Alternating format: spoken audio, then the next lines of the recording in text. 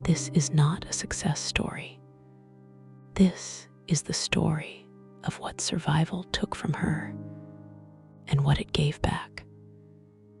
Oprah Winfrey, the struggle behind the spotlight, where breaking is not an option. Before the world knew her name, before the cameras and the crowds, before the empire and the influence, there was a child born into the margins, a place where hope was rationed and dreams were a kind of defiance. Oprah Winfrey was born on January 29, 1954, in Kosciuszko, Mississippi. The world she entered was small, rural, and divided by lines that could not be crossed. The South was still deep in the grip of Jim Crow. Black children were born into a world that told them, from the first breath, how little they were supposed to matter.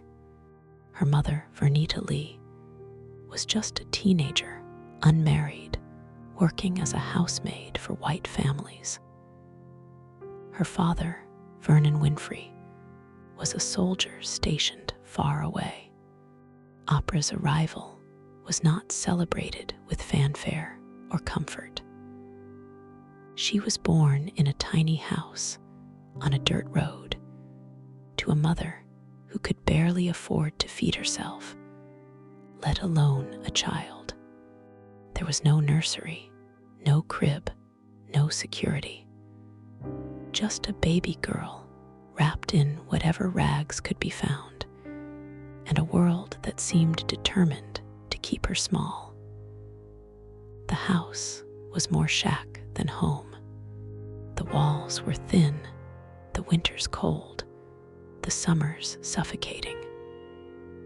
There was no running water, no electricity, no insulation from the world outside.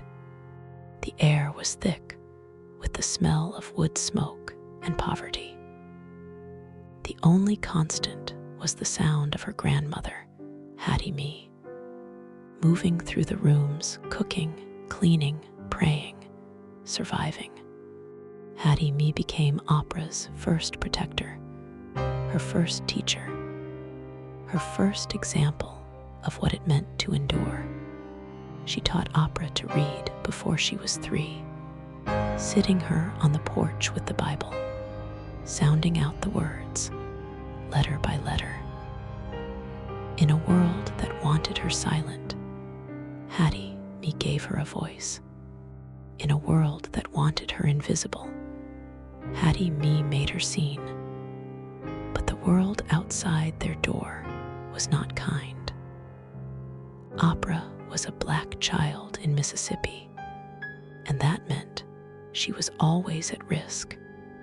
She learned early that her skin was a target, that her presence was a problem.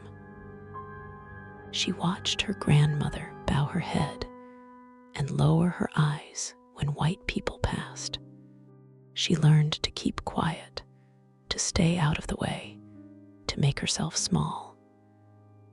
There was never enough food, never enough money, never enough safety. Oprah wore dresses made from potato sacks, her hair tied with scraps of cloth. She went barefoot in the summer, her feet toughened by the dirt and the heat. She learned to make do, to go without, to find joy in the smallest things, a story, a song, a moment of peace. But even in those early years, there was something in her that refused to be broken. She stood on the porch and recited Bible verses to the chickens, her voice loud and clear. She dreamed of something more, even when she didn't have the words for it. She watched the world and wondered why it was the way it was, why some people had everything and others had nothing, why some lives seemed to matter and others did not. This was not a childhood of innocence. It was a childhood of survival. Every day was a lesson in what it meant to be poor, to be black, to be female, to be unwanted. Every day was a reminder that the world could take everything from you, except your will to keep going. Oprah's story did not begin with privilege or comfort. It began with struggle, with silence, with the kind of pain that leaves marks you can't see. It began in a place where hope was a dangerous thing, and yet, somehow, she found a way to hold on to it.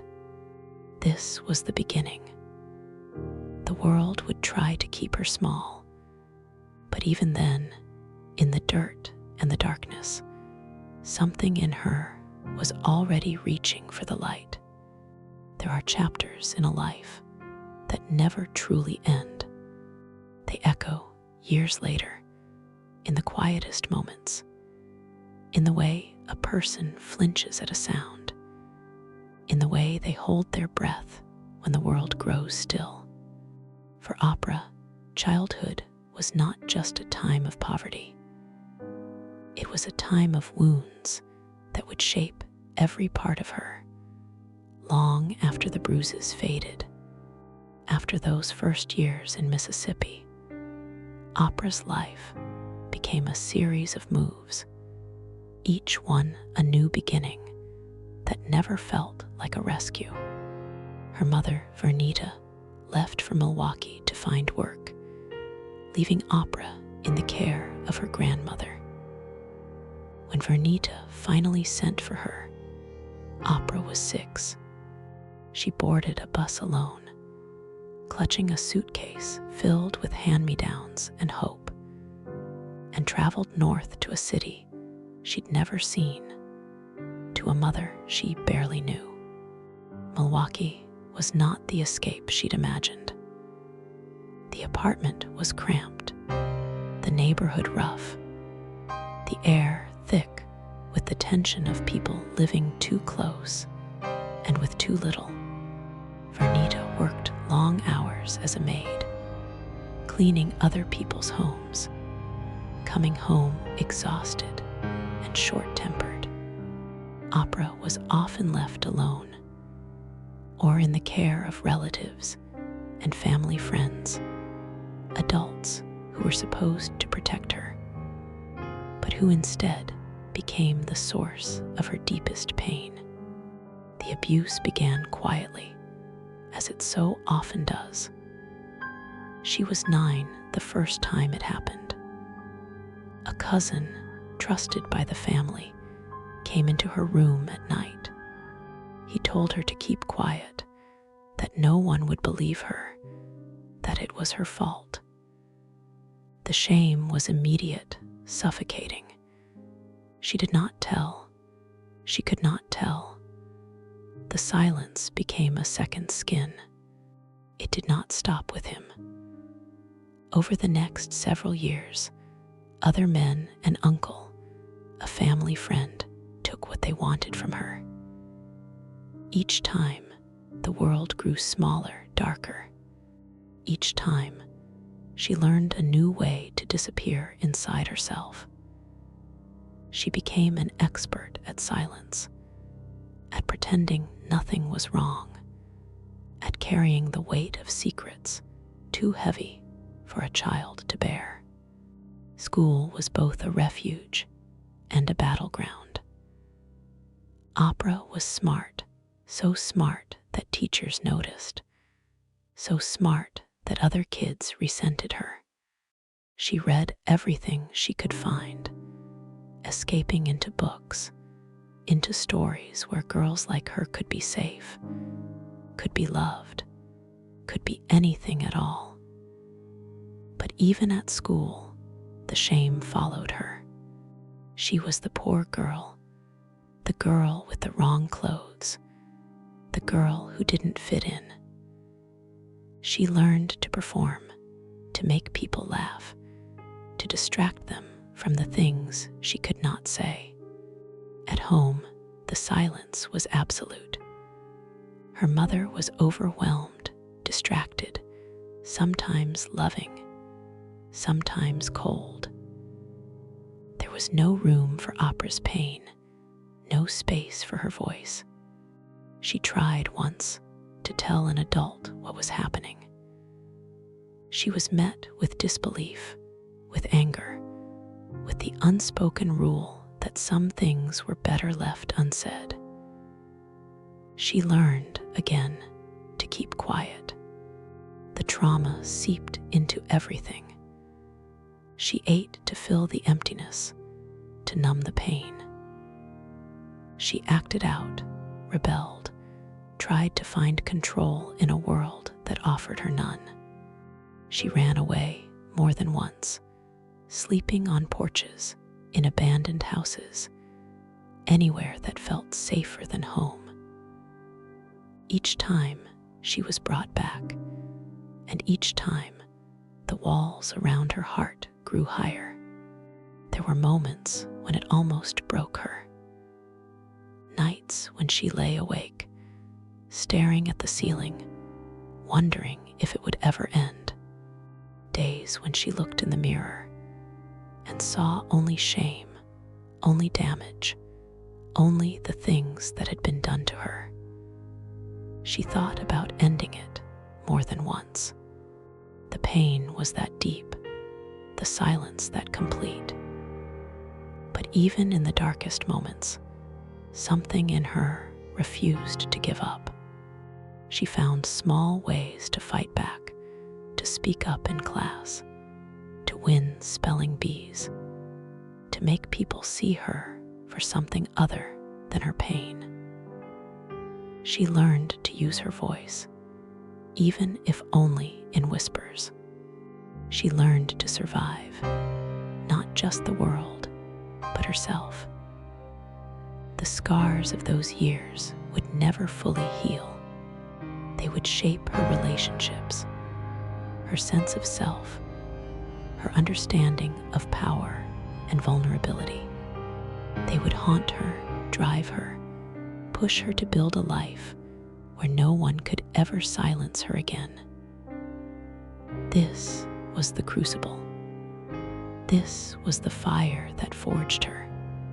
Not the applause, not the fame, not the fortune, but the years when she was a child, alone and afraid, learning to survive in a world that refused to protect her. This was the pain that would one day become her power.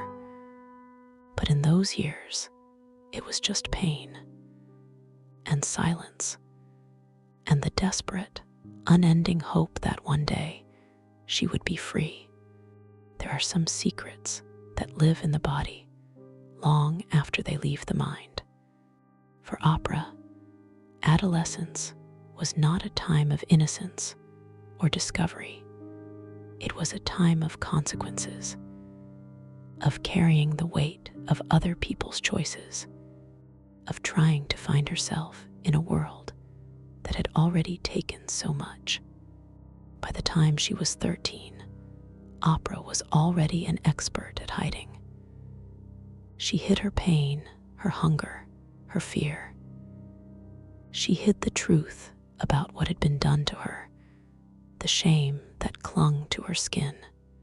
She hid the loneliness that came from moving between homes, her mother's in Milwaukee, her father's in Nashville, back and forth, never truly belonging anywhere.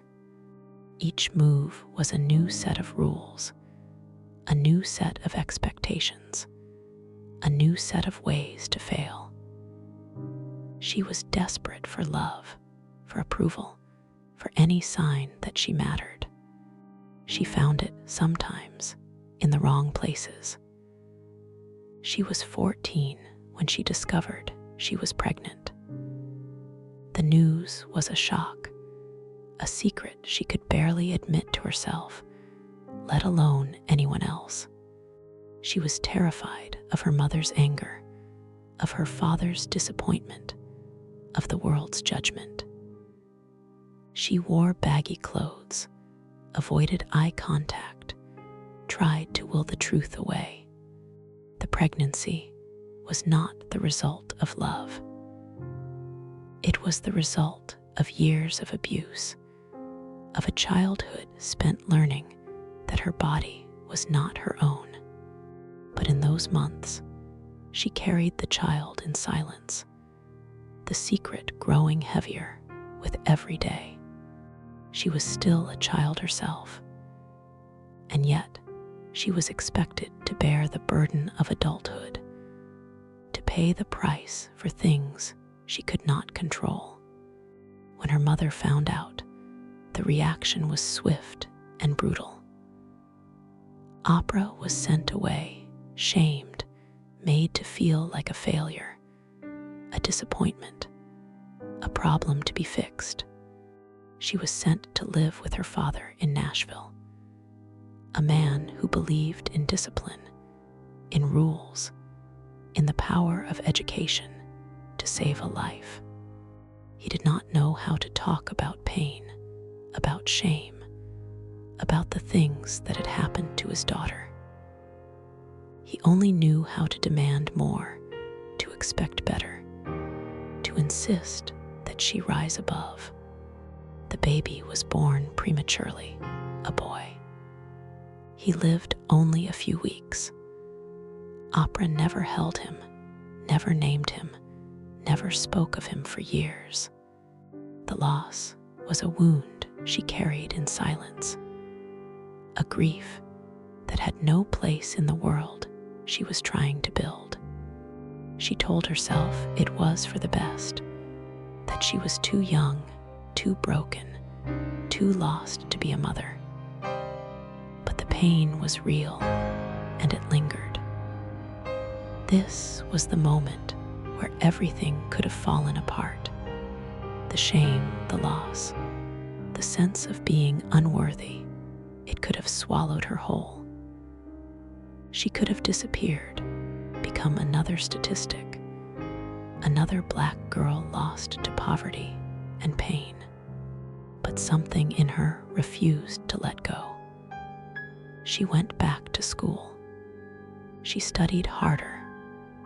She listened to her father's lectures, his warnings, his belief that education was the only way out. She learned to channel her pain into ambition, her shame into drive. She became the girl who always had her hand up in class, who read every book she could find, who refused to let anyone see how much she was hurting. She learned to perform, to charm, to win people over with her intelligence and her wit. She learned to survive, not just the world, but herself. But the loss of her child was a scar that never fully healed. It was a reminder of everything she had endured, everything she had lost, everything she had survived. It was a secret she carried for years, a pain she rarely spoke of, a chapter in her life that shaped everything that came after. Oprah Winfrey's story is not one of easy victories or simple redemption. It is a story of wounds that never fully close, of pain that becomes purpose, of a girl who learned to carry her own brokenness and still find a way to rise. The world would one day see her as a symbol of strength, of resilience, of hope. But in those years, she was just a girl, alone with her grief, trying to find a reason to keep going. There are children who disappear into the background, and there are children who, despite everything, find a way to be seen. Oprah was never invisible in the classroom, even when her home life was chaos. even when her heart was heavy with secrets. She was the girl who raised her hand, who read with a voice that filled the room, who made teachers pause and look twice. After the loss of her child, Oprah's life in Nashville with her father, Vernon, was strict, structured, and by necessity focused on survival through achievement. Vernon was not a man who coddled. He demanded excellence. He set curfews, checked homework, and made it clear that failure was not an option. For Oprah, this discipline was both a lifeline and a new kind of pressure. She was expected to be better, to do more, to prove herself every single day. But in the classroom, Oprah found something she had never known before: recognition. She was smart, and people noticed. She devoured books, classics, poetry, the Bible, anything she could get her hands on. She memorized passages, recited them with a preacher's cadence, and soon her teachers began to single her out. She won oratory contests, spelling bees, and reading competitions. She was invited to speak at church, at school assemblies, at local events. Her voice, so often silenced at home, became her power. There was a moment, standing in front of her class, reciting a poem, when she realized people were listening. Not just hearing, but truly listening. It was a feeling she had never known. The sense that her words mattered, that she could move people, that she could make them feel something. For a girl who had spent so much of her life unseen and unheard, it was intoxicating. But the recognition brought its own challenges. Other students resented her. She was called a teacher's pet, a know-it-all, a show-off. She learned to navigate jealousy, to hide her intelligence when it made her a target, to use humor and charm to win people over. She became a performer, adapting to whatever the room required, always aware of the line between being noticed and being resented. At home, Vernon pushed her harder. He made her read a book a week and write reports on each one. He quizzed her on current events, on history, on the world beyond their neighborhood. He told her over and over that education was her ticket out, her only chance to escape the cycle of poverty and pain. Oprah believed him.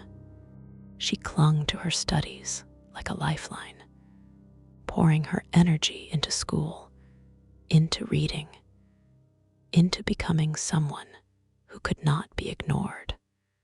There were still moments of doubt, moments when the old shame crept in, when the weight of her past threatened to pull her under. But in the classroom, with a book in her hand and an audience in front of her, she felt powerful. She felt possible. This was the beginning of her transformation, not just from victim to survivor, but from silence to voice. The world had tried to keep her small, to keep her quiet, to make her believe she was nothing. But in those classrooms, in those contests, in those moments when her words made people stop and listen, Oprah began to believe in something bigger. She began to believe in herself. It was not a rescue. It was not a cure, but it was a start. And for a girl who had survived so much, it was everything. There are moments in a life when the world cracks open just a little and lets in a sliver of possibility. For Oprah, that moment came not with applause or fanfare, but with a microphone and a chance that would change everything. Even if she didn't know it yet, she was still a teenager, still living under Vernon's strict rules in Nashville, when she entered a local speaking contest. The prize was a scholarship to Tennessee State University, a historically black college. Oprah won, not just because she was smart, but because her voice, steady, resonant, unmistakably real, commanded attention. She enrolled at TSU, majoring in communications, and for the first time, she felt the world opening up in ways she had only imagined in books. It was at TSU that she got her first real taste of broadcasting. A local radio station, WVOL, was looking for part-time newsreaders. Oprah auditioned, her voice trembling with nerves, and was hired on the spot. She was 17, reading the news to a city that had no idea who she was or what she had survived. But behind the microphone, she felt powerful. She felt safe.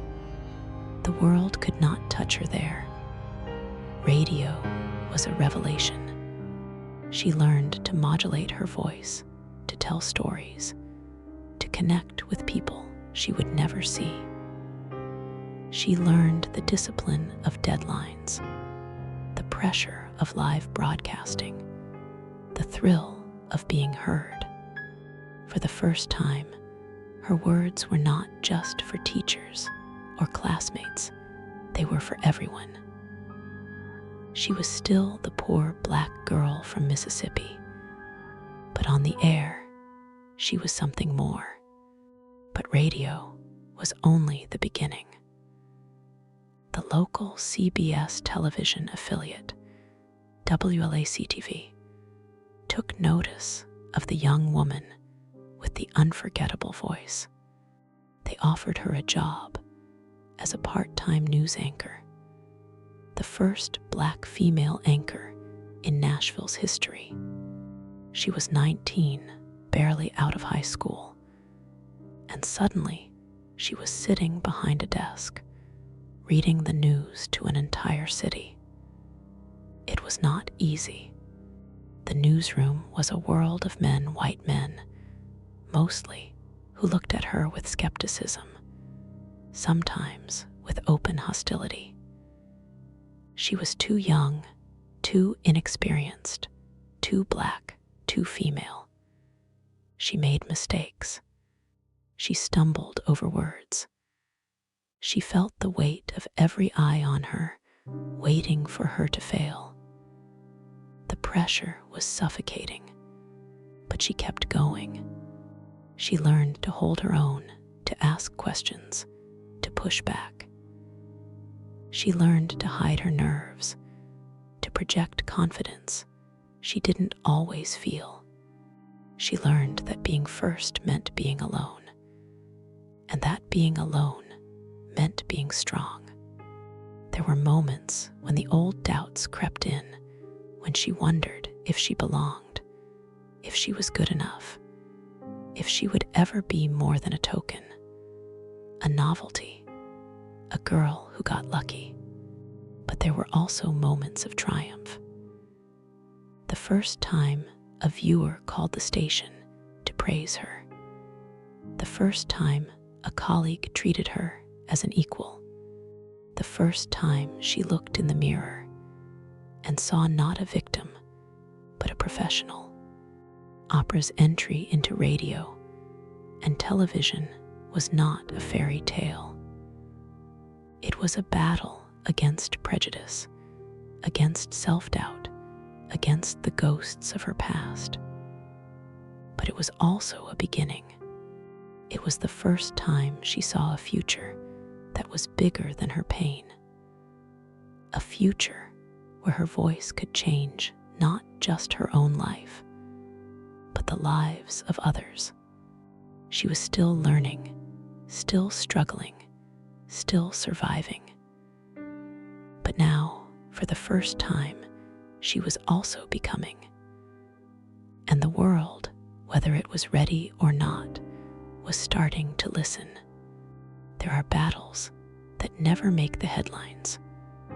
Wars fought in the quiet corners of offices and studios, in the glances that linger too long, in the words that cut without ever being spoken aloud. For Oprah, the world of media was not a promised land. It was a minefield, one where every step forward was met with resistance, and every mistake was magnified. She was barely 20, a Black woman in a newsroom that had never made space for someone like her. The men around her, producers, anchors, executives, wore their skepticism like armor. They called her the girl, dismissed her ideas, questioned her presence. She was too young, too emotional, too eager. She was told to smile more, to speak less, to remember her place. The racism was rarely overt, but it was everywhere. She saw it in the way stories were assigned, in the way her mistakes were cataloged, in the way her successes were minimized. She was given the soft stories, human interest, community events, anything that wouldn't ruffle feathers. Hard news, politics, anything that mattered was reserved for the men, for the white anchors who had always been the face of the station. She tried to fit in, to play by the rules, to be what they wanted. She straightened her hair, wore the clothes they suggested, softened her voice. But nothing was ever enough. She was too loud, too opinionated, too Black. She was told again and again that she was lucky to be there at all. The rejection was constant. She was passed over for promotions, left out of meetings, ignored in the newsroom. She watched as less talented, less driven colleagues moved ahead, their paths smoothed by privilege and connections she would never have. She learned to swallow her anger, to hide her frustration, to keep her head down and work twice as hard for half the recognition. But the pressure built. The more she tried to conform, the more she lost herself.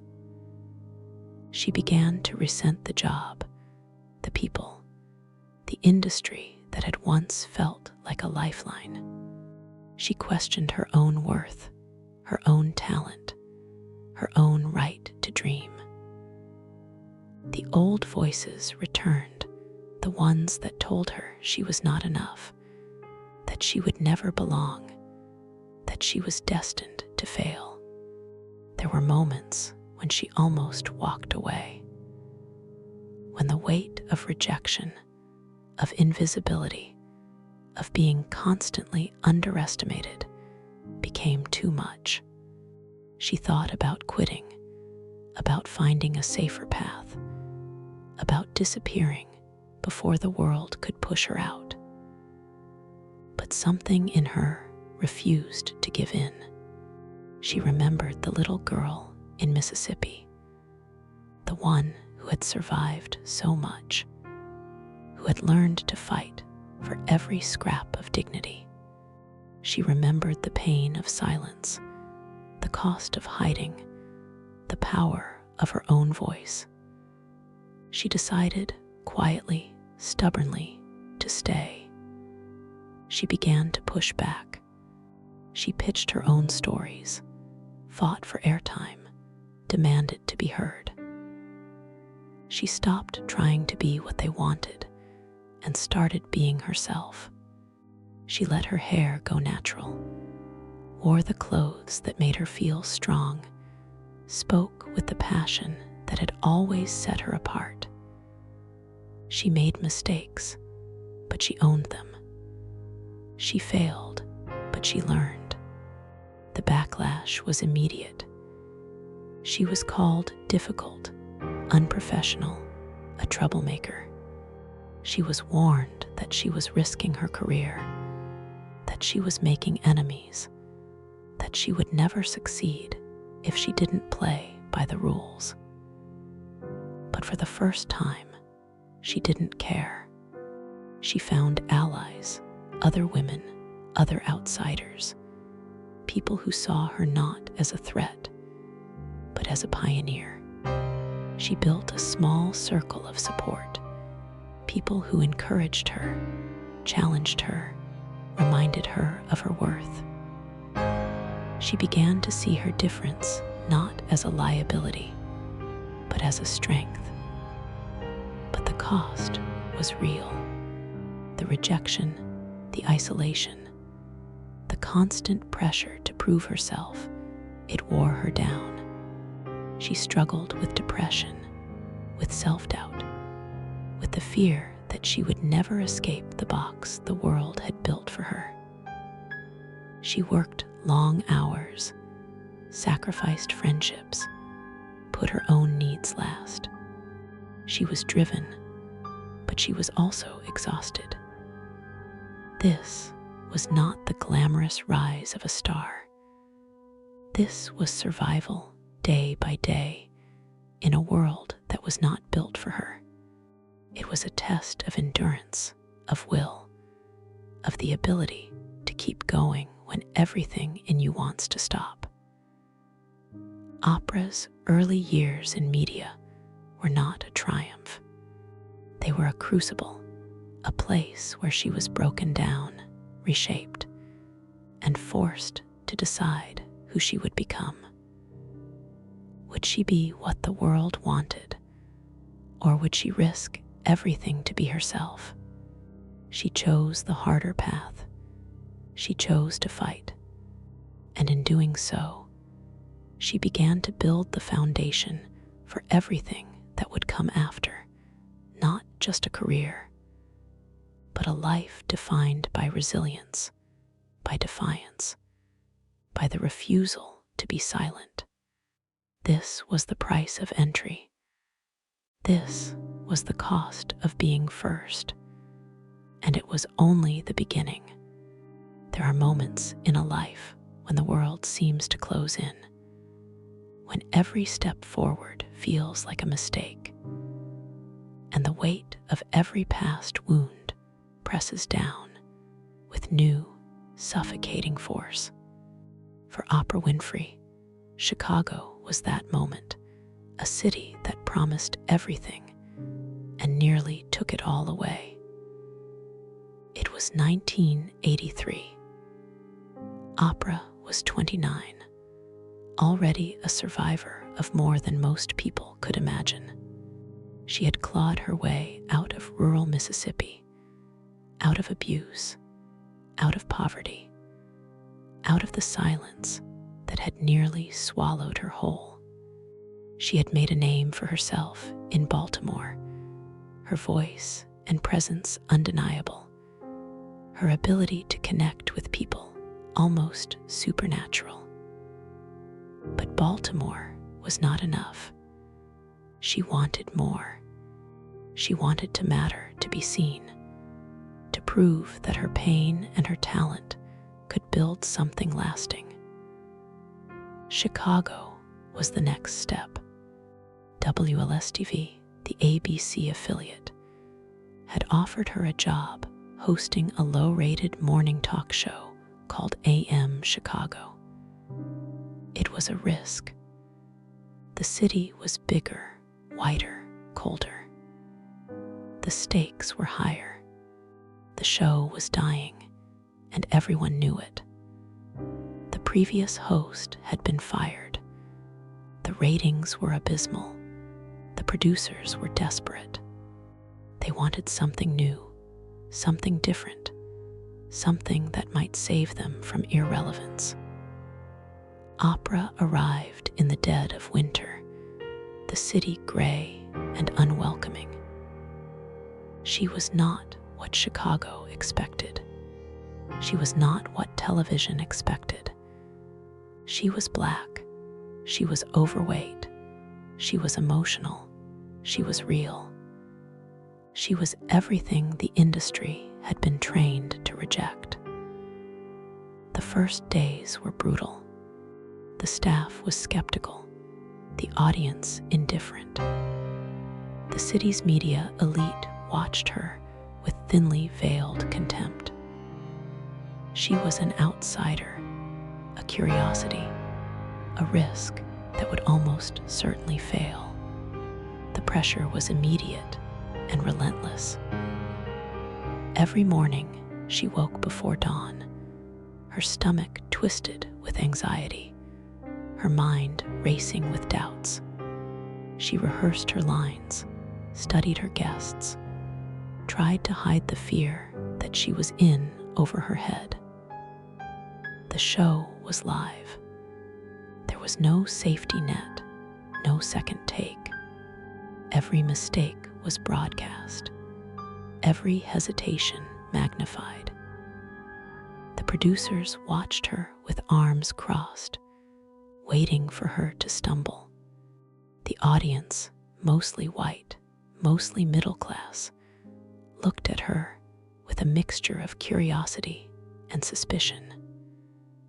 She felt their eyes on her skin, on her body, on her every word. She tried to be herself. She tried to connect. She listened to her guests, asked real questions, let her emotions show. She cried on air. She laughed too loudly. She hugged people. She broke every rule of television decorum. And for a moment, it seemed to work. The ratings ticked up. The phone lines lit up. People started to talk, but the backlash was swift. The local press was merciless. They called her unprofessional, too emotional, too black, too fat. They mocked her hair, her clothes, her accent. They said she was a fluke, a novelty, a mistake. The station manager called her into his office and told her to lose weight, to tone it down, to be more like the women on the other channels. He told her in so many words that she was not what Chicago wanted. Oprah went home every night and cried. She called her best friend Gail, her voice shaking, her confidence shattered. "I don't belong here," she said. "They don't want me. I'm not good enough." The old voices came back, the voices of her childhood, of her abusers, of every person who had ever told her she was worthless. She stopped eating. She stopped sleeping. She started to believe them. The pressure built. The ratings plateaued. The stations started looking for replacements. The producers whispered behind her back. The audience numbers were not enough. The city was not enough. She was not enough. This was the moment where everything could have fallen apart. She thought about quitting. She thought about going back to Baltimore, to safety, to obscurity. She thought about disappearing, about letting the world win. She thought about all the people who had hurt her, all the people who had doubted her, all the people who had told her she would never make it. She thought about the little girl in Mississippi, the one who had survived so much, who had dreamed of something better. And then something shifted. Maybe it was anger. Maybe it was pride. Maybe it was the simple refusal to let the world break her again. She decided to fight. She decided to stay. She decided to be herself, no matter what it cost. She went back to the studio and told the producers she would not change. She would not lose weight for them. She would not hide her emotions. She would not pretend to be someone she was not. She would do the show her way, or not at all. The next morning, she walked onto the set with her head held high. She looked into the camera and spoke directly to the audience. She told the truth. She told her story. She let herself be seen, flaws and all. Something happened. The audience responded. The ratings climbed. The phone lines exploded. People saw themselves in her. They saw her pain, her vulnerability, her strength. They saw a woman who had survived, who had refused to be broken, who had turned her wounds into something powerful. The station took notice. The press took notice. The city took notice. Oprah Winfrey was not what Chicago expected. She was something better. She was real. But the scars remained. The fear, the doubt, the shame, they never fully left her. Every day was a battle. Every show was a test.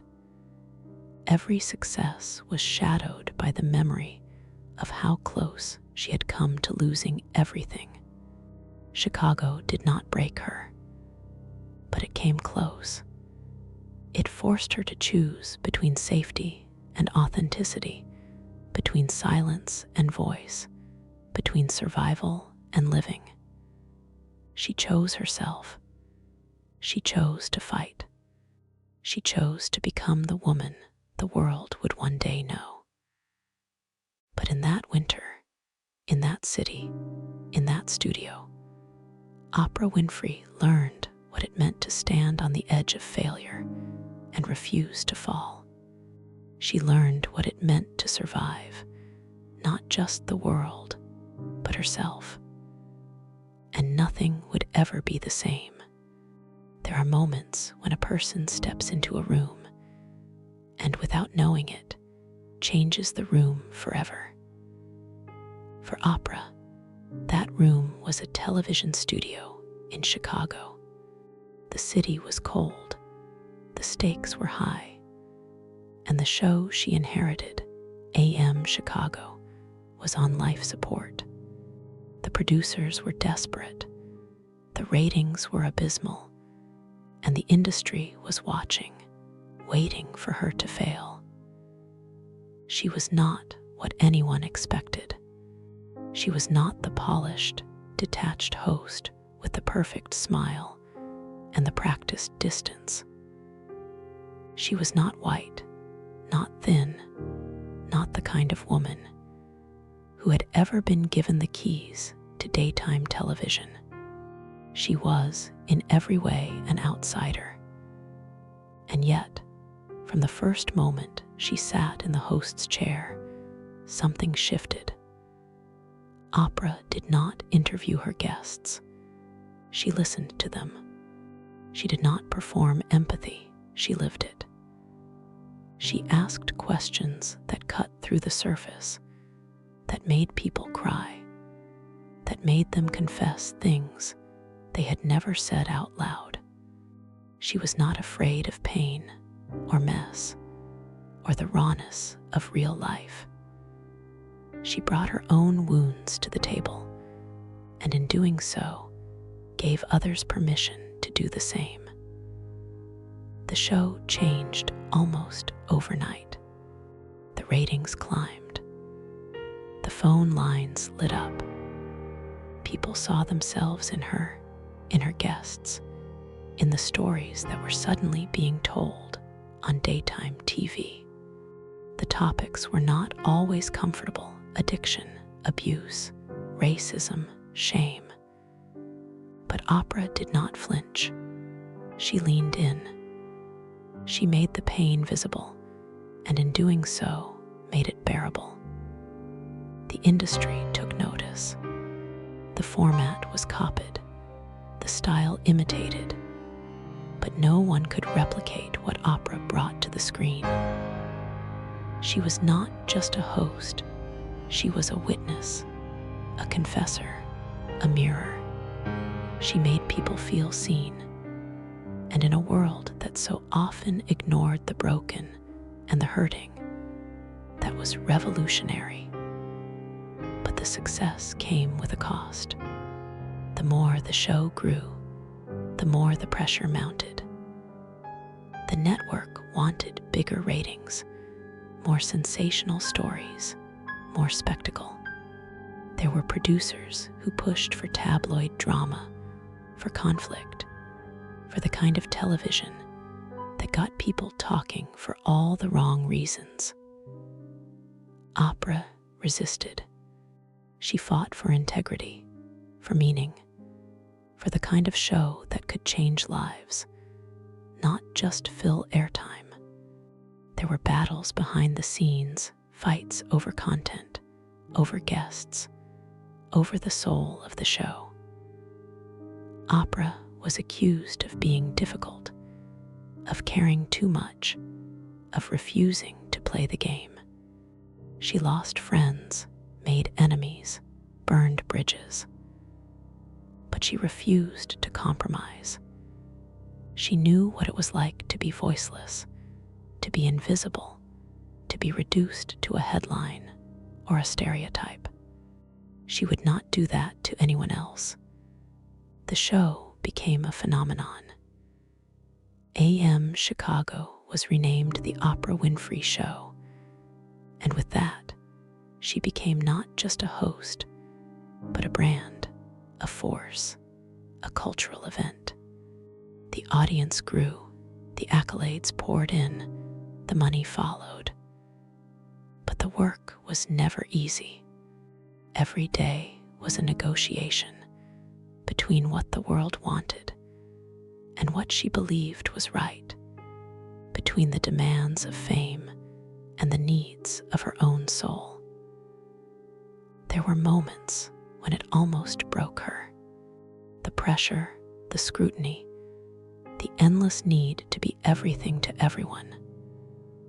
She struggled with exhaustion, with self-doubt, with the fear that it could all disappear in an instant. She watched as other shows copied her format, as the industry shifted around her, as the world tried to turn her into something she was not. But she held on. She kept showing up.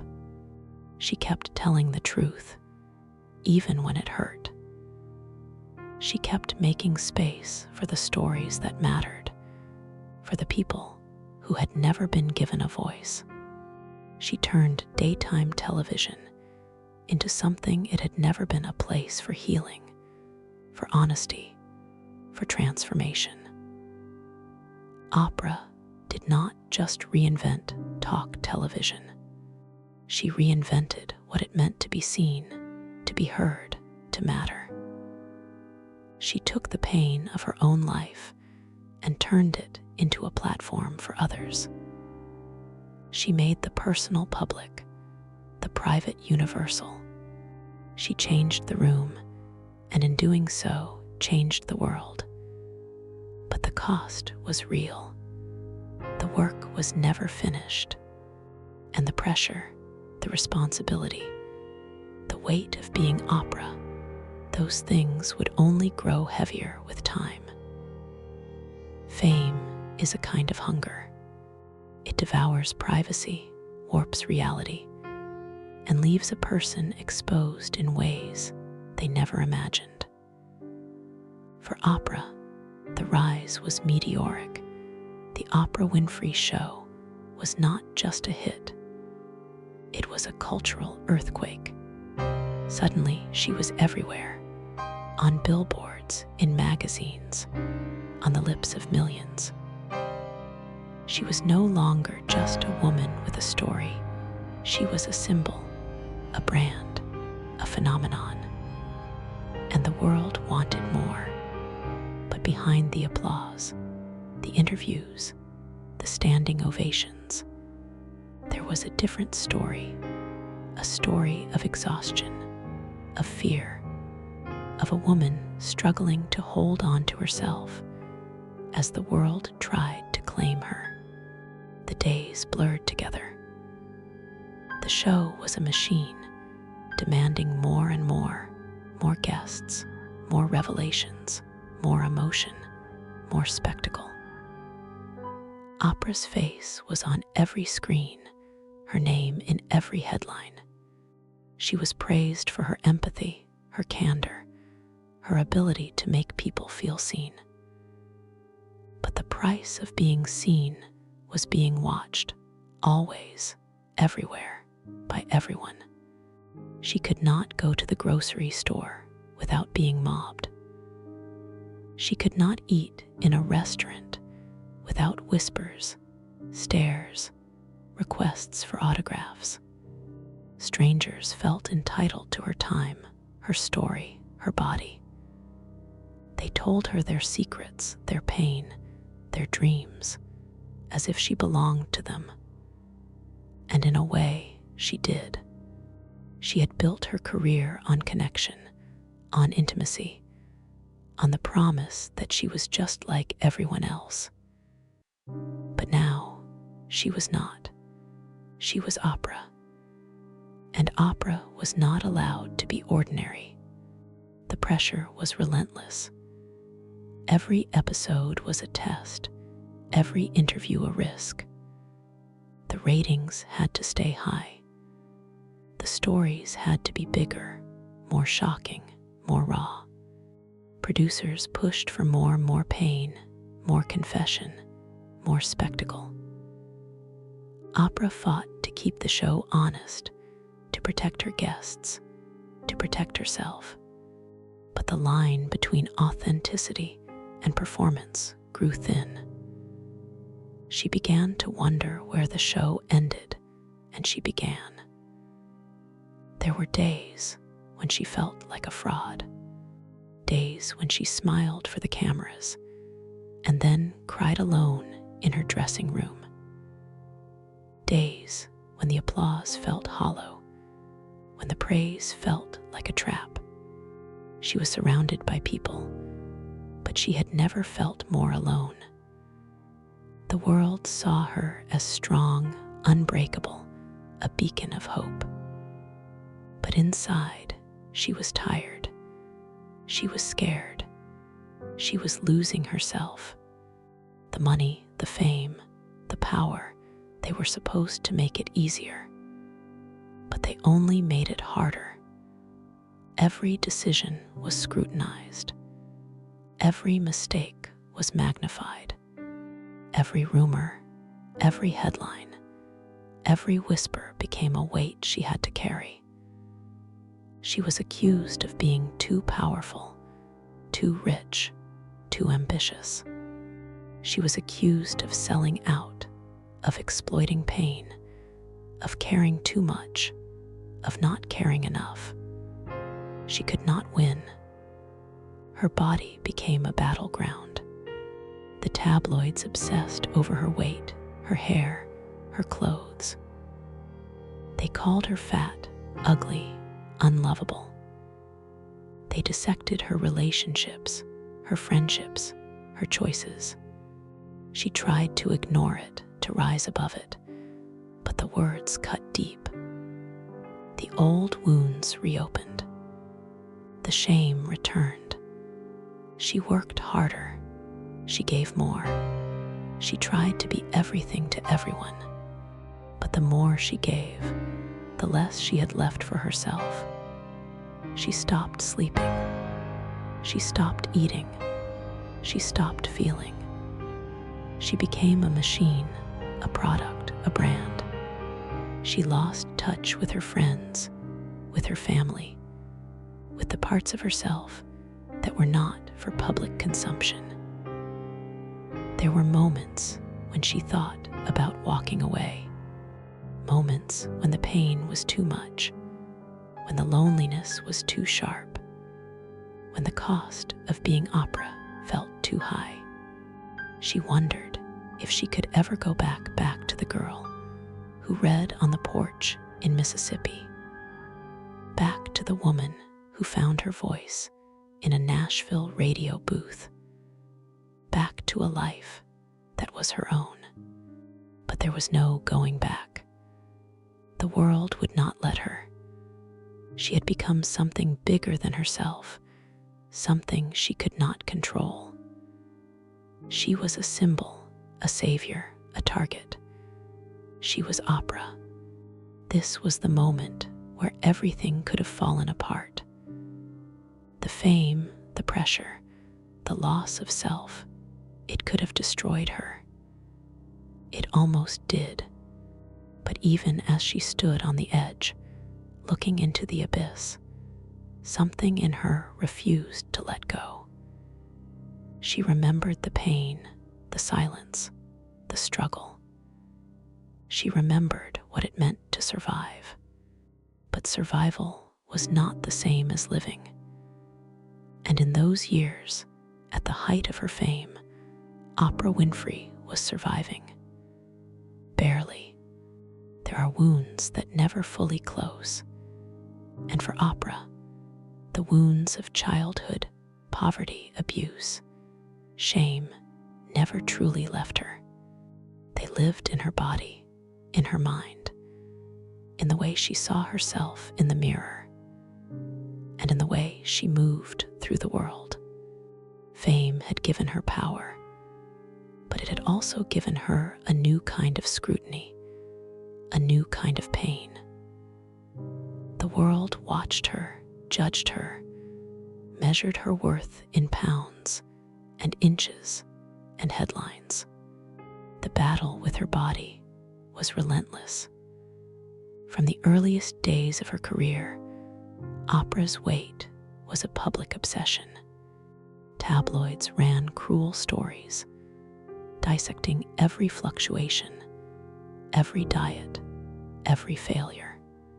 Producers and executives made suggestions, subtle, sometimes not so subtle, about how she should look, what she should wear, how she should present herself.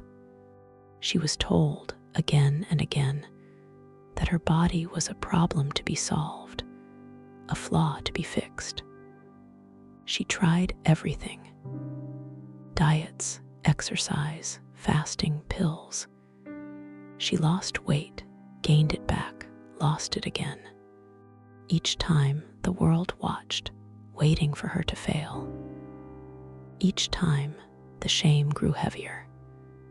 She stood on stage and confessed her struggles, hoping that honesty would set her free. Sometimes it did.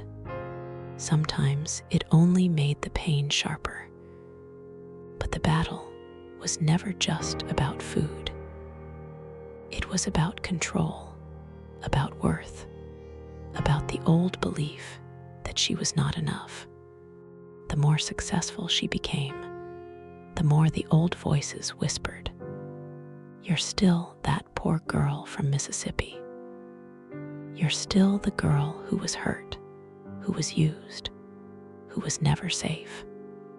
No amount of money, no amount of fame could silence them. The pressure built. The show demanded more. The world demanded more.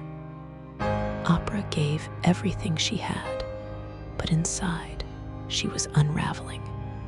She struggled with depression, with anxiety, with the crushing weight of expectation. She went to therapy, searching for answers, for relief, for a way to make peace with herself. She read every self-help book she could find, interviewed experts on her show, tried to turn her pain into purpose. There were moments of hope, moments when she felt strong, when she felt beautiful, when she believed she could change not just her own life, but the lives of others. She started to talk openly about mental health, about shame, about the lies we tell ourselves. She invited guests onto her show to share their struggles, their secrets, their pain. She made it safe to talk about the things that had always been hidden. But the struggle never really ended.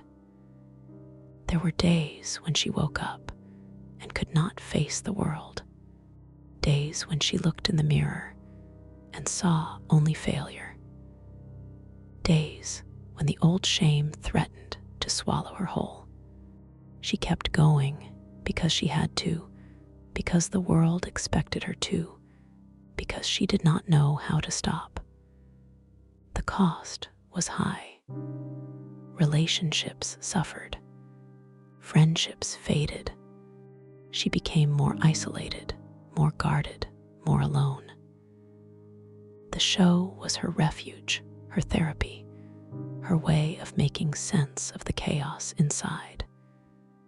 But even there, she was never fully safe.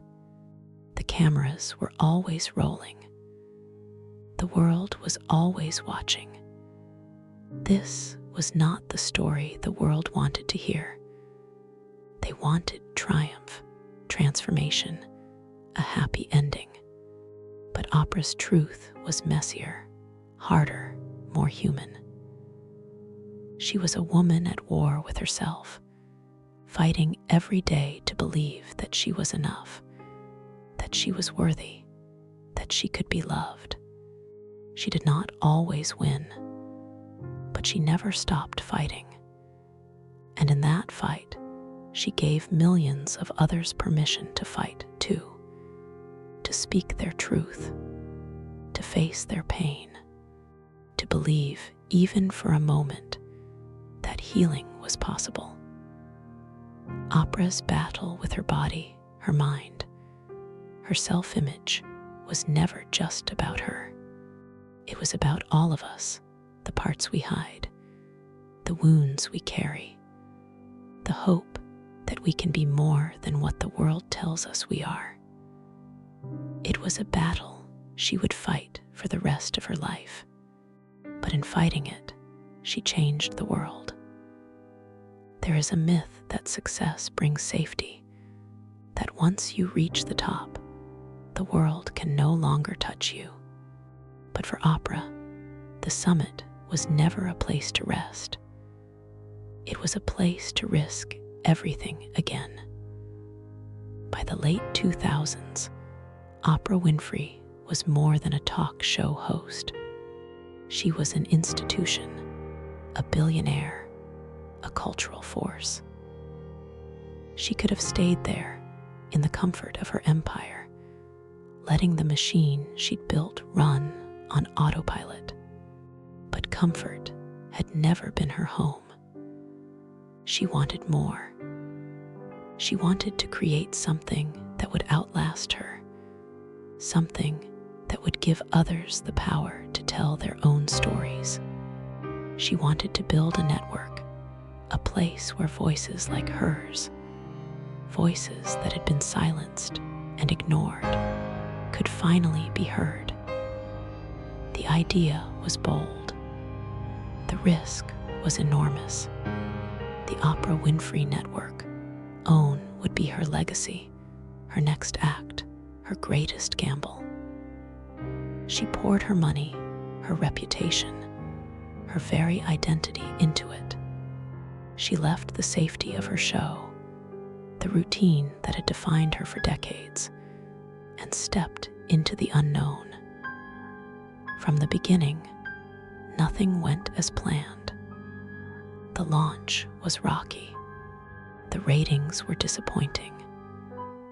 The critics circled, waiting for her to fail.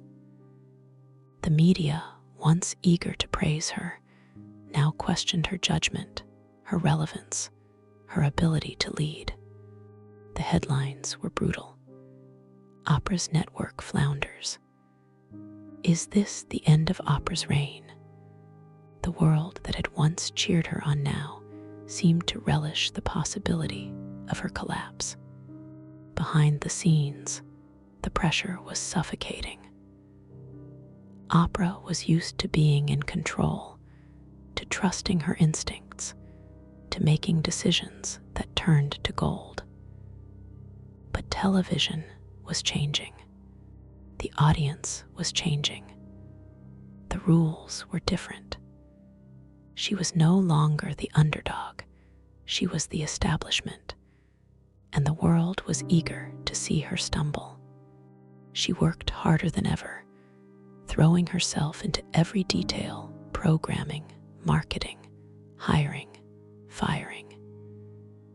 She was in meetings from dawn until midnight, her phone always buzzing, her mind always racing. She second-guessed herself, doubted her choices, wondered if she had made a terrible mistake. The old fears returned. What if I'm not enough? What if I lose everything?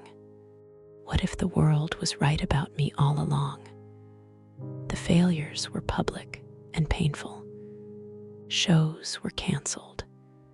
Executives were replaced. Millions of dollars were lost. Oprah's name, once synonymous with success, became a punchline in boardrooms and newsrooms.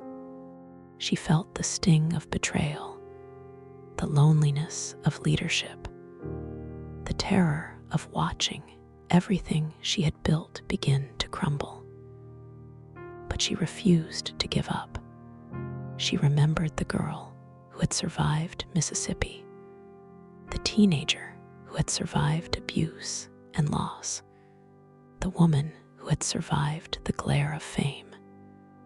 She knew how to fight. She knew how to rebuild. She knew that failure was not the end, but the beginning of something new. She listened. She learned. She changed course. She brought in new partners, new ideas, new energy. She focused on what mattered: authentic stories, real voices, the kind of programming that had always set her apart. Slowly, painfully, OWN began to find its footing. The ratings improved. The critics quieted. The network became a home for shows that mattered, for conversations that changed lives. But the cost was real. Oprah was exhausted, battered, changed. She had risked everything: her money, her reputation, her sense of self. She had faced the possibility of failure on a scale she had never known. She had learned again that survival was not about never falling, but about getting up over and over, no matter how hard the world tried to keep her down. Building OWN was not a victory lap. It was a crucible, a test of faith, of resilience, of the willingness to risk everything for a dream. Oprah did not emerge unscathed, but she emerged, and in doing so, she proved again that her power was not in her perfection, but in her refusal to quit. This was not the story the world wanted. It was not easy or pretty or triumphant. It was real. It was hard. It was earned. And it was hers. Power is a double-edged sword. It can open doors, but it can also turn every misstep into a spectacle. For Oprah, power was never just about influence or wealth. It was about the responsibility to use her voice, to lift others, to do good in a world that had had so often done her wrong. But the higher she climbed, the more the world watched, and the more it waited for her to fall. By the time OWN found its footing, Oprah was no longer just a media figure. She was a cultural institution, a billionaire, a philanthropist, a kingmaker. Her book club could turn unknown authors into bestsellers overnight. Her endorsement could swing elections, move markets, change lives. She was invited to the White House, to royal weddings, to the most exclusive rooms in the world. She was, in every sense, powerful. But power came with a price. Every decision was scrutinized. Every word was dissected. Every friendship, every partnership, every business move was a headline. The world that had once cheered her rise now questioned her motives, her authenticity, her right to lead. She was accused of being too political, too commercial, too self-righteous, too soft, too hard. She was called a savior and a sellout, a role model and a fraud. The criticism was relentless. When she spoke out on issues of race, gender, or justice, she was told to stay in her lane. When she stayed silent, she was accused of not caring enough. When she gave away cars, built schools, funded scholarships, she was accused of doing it for attention, for ratings, for ego. There was no way to win. The pressure was suffocating. Oprah had always carried the weight of expectation, but now it was heavier than ever. She was expected to be perfect, to have all the answers, to never make a mistake. She was expected to be a voice for the voiceless, a champion for the marginalized, a beacon of hope for millions. But she was also expected to be humble, to be grateful, to never forget where she came from. She tried to live up to it. She tried to be everything to everyone. She worked harder, gave more, listened more, learned more. She surrounded herself with advisors, with friends, with people who would tell her the truth. She tried to stay grounded, to remember the girl from Mississippi, the pain, the struggle, the silence. She tried to use her power for good, to make a difference, to leave the world better than she found it. But the criticism never stopped. It came from all sides: fans, detractors, the media, even people she thought were friends. It was personal, it was political, it was racial, it was sexist. It was about her body, her money, her choices, her very existence. It was a reminder that no matter how far she had come, there were still people who wanted to see her fail. There were moments when it almost broke her. Moments when the loneliness of leadership was too much to bear.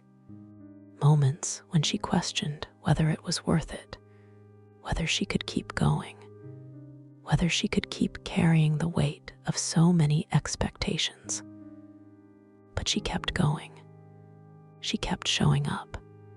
She kept using her voice, her platform, her power.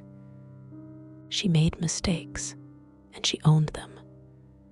She learned from her failures, from her critics, from her own pain. She refused to be silent, to be small, to be less than what she was. Oprah's power was never just about her. It was about what she could do for others, about the doors she could open, about the lives she could change. But it was also about survival, about refusing to let the world define her, about refusing to let the criticism win. This was not the story of a perfect leader. It was the story of a woman who carried the weight of the world, who stumbled, who fell, who got back up. It was the story of power earned, power tested, power used for something bigger than herself. And it was a story that was far from over. There are wounds that no amount of money, fame, or power can heal. For Oprah, the journey inward was the hardest of all. She had survived poverty, abuse, rejection, and the relentless gaze of the world. She had built an empire, changed the face of television, and become a symbol of hope for millions. But inside, the old pain lingered quiet, persistent, unresolved. The world saw her as strong, unbreakable, almost superhuman. But Oprah knew the truth. She was still the girl from Mississippi, still the teenager who had been hurt and silenced, still the woman who sometimes looked in the mirror and saw only her scars. The applause faded. The headlines changed. The crowds went home. And in the silence, she was left with herself. It was in this silence that Oprah began to search for something deeper. She read voraciously books on spirituality, psychology, healing. She interviewed spiritual leaders, therapists, survivors. She asked the questions she had always been afraid to ask. Why am I here? What does it mean to be whole? How do I forgive? How do I let go? She began to meditate, to pray, to sit with her pain instead of running from it. She learned to listen to her own voice, to trust her intuition, to honor the parts of herself that had been hidden for so long. She sought out teachers, Maya Angelou, Eckhart Tolle, Deepak Chopra, people who could help her make sense of her journey, who could show her that healing was possible, even after everything. There were no easy answers. The process was slow, uncomfortable, sometimes excruciating. She confronted the trauma of her childhood, the shame of her past, the fear that she would never be enough. She learned to forgive, not just those who had hurt her, but herself. She learned that survival was not the same as living, that true healing required honesty, vulnerability, and the willingness to feel everything she had spent a lifetime avoiding. Oprah began to share this journey with her audience. She created Super Soul Sunday, a space for conversations about meaning, purpose, and the soul. She invited guests to talk about their own struggles, their own awakenings, their own paths to healing. She made it safe to talk about the things that had always been hidden: addiction, depression, grief, forgiveness. She showed the world that strength was not about never breaking, but about learning how to put yourself back together. The more she healed, the more she changed. She became softer, more compassionate, more present. She learned to set boundaries, to say no, to protect her energy. She let go of relationships that no longer served her, of roles that no longer fit. She found joy in the small things, in a sunrise, in a quiet moment, in the laughter of friends. But healing was not a destination. It was a practice, a daily choice, a commitment to herself. There were setbacks, relapses, days when the old pain returned. But she kept going. She kept searching. She kept believing that wholeness was possible. This was not the story the world wanted from her. They wanted triumph, perfection, a happy ending. But Oprah's truth was messier, more human, more real. She was a woman who had been broken, who had learned to heal, who had found meaning in the struggle. Her spiritual awakening did not erase her pain. It transformed it. It gave her the strength to keep going, the wisdom to help others, the peace to finally, truly be herself. And in that, she found something she had been searching for her entire life, not just survival, but freedom.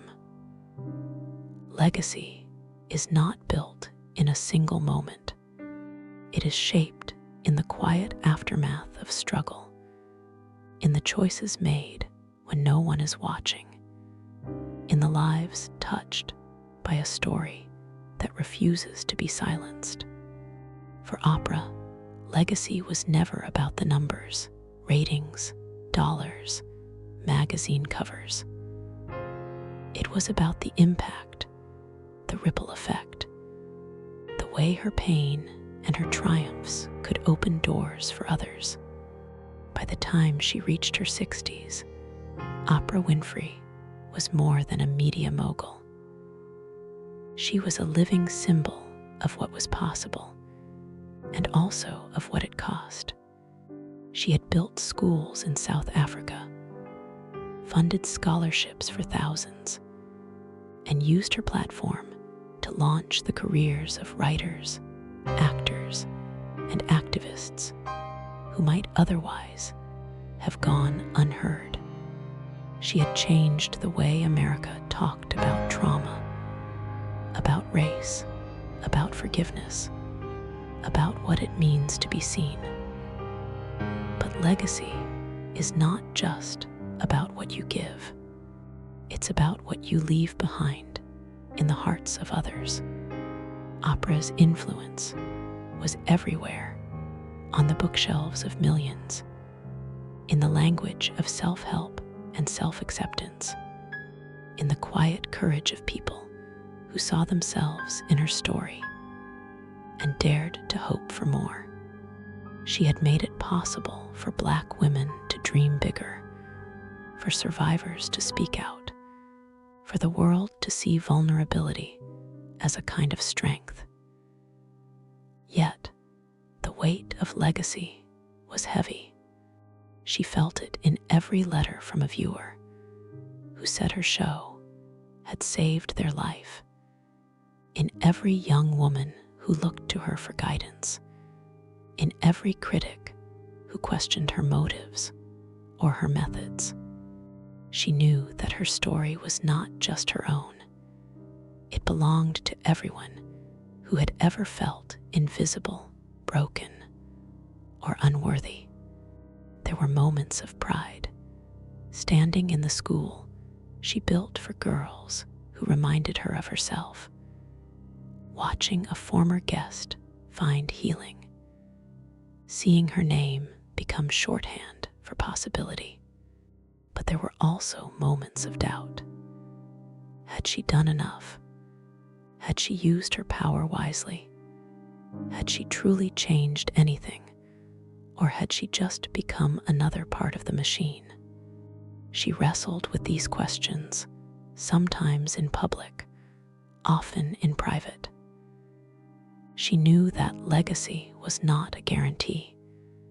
It could be rewritten, forgotten, misunderstood. She saw how quickly the world moved on, how easily stories were twisted, how even the greatest achievements could be reduced to a headline or a soundbite. But But she also knew that real legacy was not about being remembered. It was about making a difference, even if only for one person. It was about telling the truth, even when it hurt. It was about surviving and then reaching back to pull someone else out of the darkness. Oprah redefined success not as perfection, but as persistence. Not as applause, but as impact. Not as being above the world, but as being deeply, vulnerably, unforgettably human. She taught millions that it was possible to rise, to heal, to lead, even when the world said you couldn't. Her legacy was not a monument. It was a movement, a living, breathing testament to the power of survival, of voice, of hope. It was a reminder that strength is not born from comfort, but from pain no one sees. And as she looked back on her life, Oprah understood. The real measure of success was not in what she had built, but in what she had survived, and in the doors she had opened for those who would come after her. There is a price for survival that no one sees. It is not paid in dollars or headlines, but in the quiet, private moments when the world is not watching. For Oprah, the cost of survival was never just the pain she endured, but the parts of herself she had to leave behind to keep moving forward. The world saw the triumphs, the show, the network, the magazine, the schools, the billions. They saw the laughter, the wisdom, the generosity. They saw a woman who had turned her wounds into power, who had made her pain into a platform. But they did not see the nights when she could not sleep, the relationships that faltered under the weight of her ambition, the loneliness that crept in when the applause faded. Survival had taught her to be strong, to be vigilant, to never let her guard down. It had taught her to anticipate disappointment, to expect betrayal, to trust only a few. It had made her a fortress, even as she built a career on vulnerability.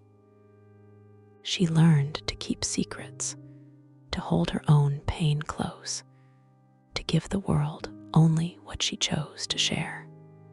The rest, the fear, the doubt, the exhaustion, she carried alone. There were friendships that could not survive the distance her success created. There were family members who saw her as a lifeline, a savior, a source of rescue she could never fully provide. There were lovers who could not understand the demands of her life, the way her past shaped her present, the way her work was both a calling and a shield.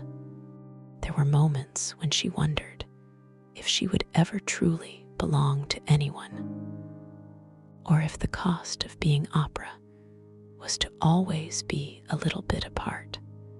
She had learned to perform, to charm, to win people over, but there were days when she longed for the safety of invisibility, for the freedom to be ordinary, for the comfort of not being needed by so many. She missed the girl who read on the porch in Mississippi, the girl who dreamed without knowing what the world would demand in return. The trauma of her childhood never fully left her. It lived in her body, in her dreams, in the way she moved through the world. She had learned to turn pain into purpose, but the pain was still there. She had learned to forgive, but the memories lingered. She had learned to heal, but healing was never complete. There were moments of joy, real, deep, earned. There was pride in what she had built, in the lives she had changed, in the legacy she would leave behind. But there was also grief for what she had lost. The innocence stolen, the years spent in silence, the parts of herself she could never reclaim. Oprah Winfrey's story is not one of easy redemption. It is a story of survival, of resilience, of the relentless, exhausting work of becoming whole. It is a story of a woman who refused to be defined by her wounds, but who could never fully escape them. It is a story of strength forged in pain, of hope born from despair, of a life lived in the space between what was lost and what was possible. In the end, survival did not make her invincible. It made her real. It made her human. It made her someone who could look at the world's brokenness and say, I know, I've been there, and I'm still here. That is what survival really cost her.